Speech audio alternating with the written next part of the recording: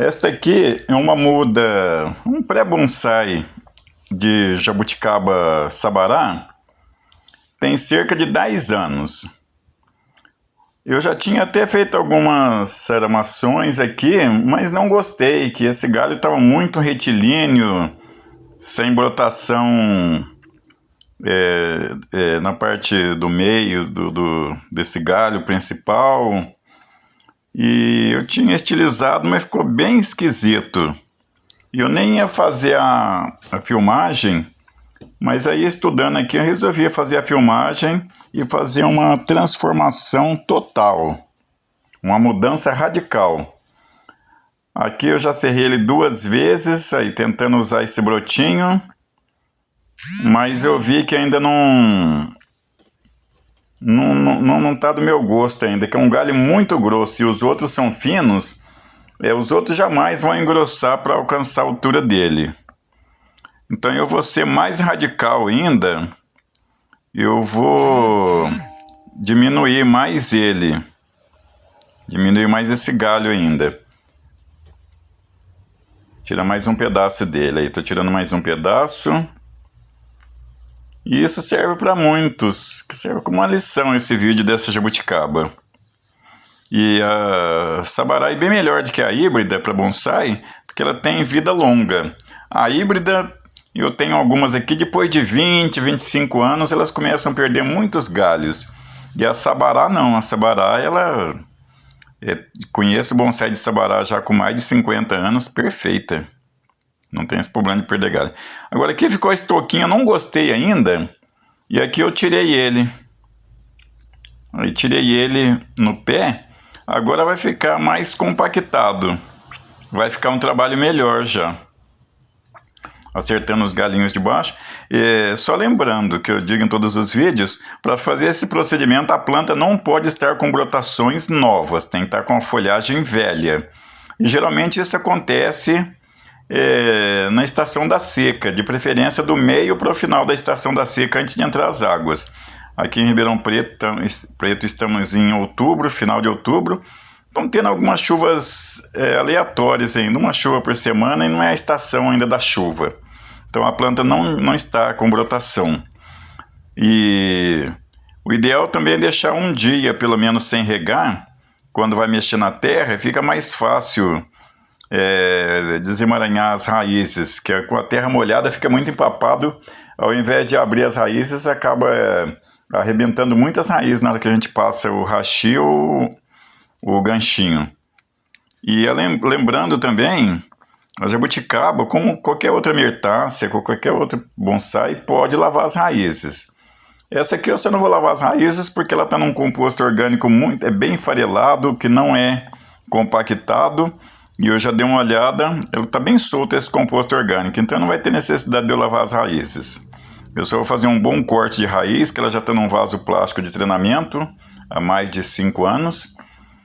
E dá para ver, se comparando com aquela primeira planta no início, eu dei uma curvada em alguns galhos, que essa curvatura a gente faz no bonsai para compactar mais. Ao invés de ficar aquele galho esticado, muito longínquo, a gente faz alguns movimentos nesse galho que fica bem mais natural, igual uma árvore velha na natureza. Então aqui eu estou fazendo alguns movimentos e passando os arames.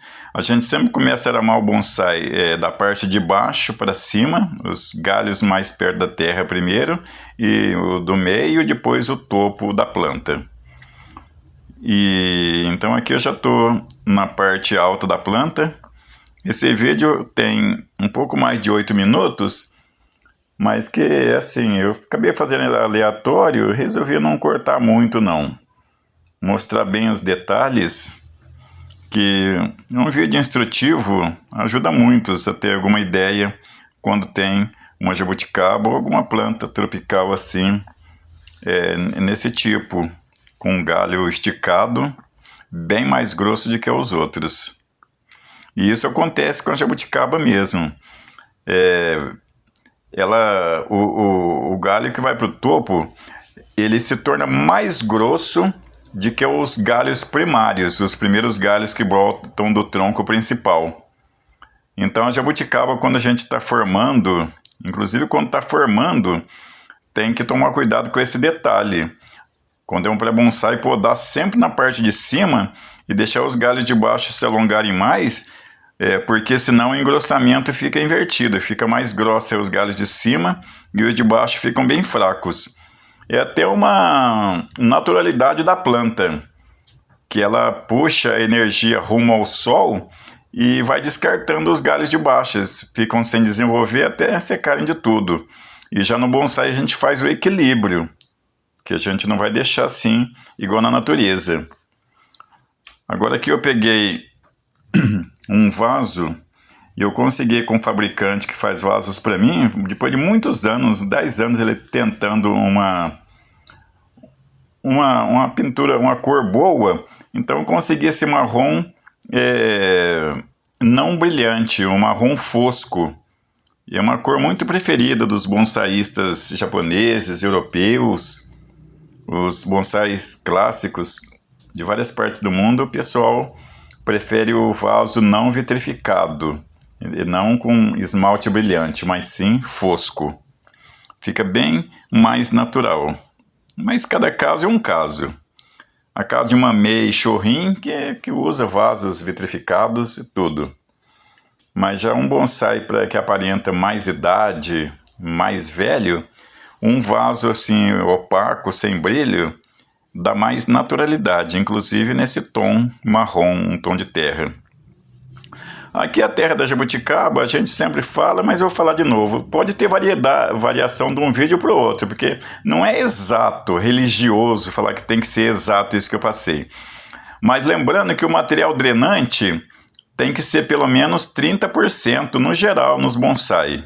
A exceção é dos pinheiros, que aceita de 50% até 60% de material drenante, material inerte. Mas para frutíferas, igual jabuticaba tropicais, uns 30% de material drenante. Material drenante é aquele material que não alimenta a planta. No caso, pode ser pedrisco, pode ser caco de telha, que é muito usado pela praticidade. Então, a jabuticaba eu coloco uma parte de terra granulada. Se alguém não tiver, usa só um composto orgânico farelado com casca de pinos. Depois eu uso uma parte de casca de pinos. Aqui eu usei 2 partes de casca de pinos, porque ele é uma matéria orgânica que não vai compactar. E eu quero que essa jabuticaba continue engrossando, que é um vaso de média profundidade, ela vai continuar se alimentando bem. E depois uma parte de areia também sem o pó, e uma parte de caco de telha para ajudar também a manter úmido.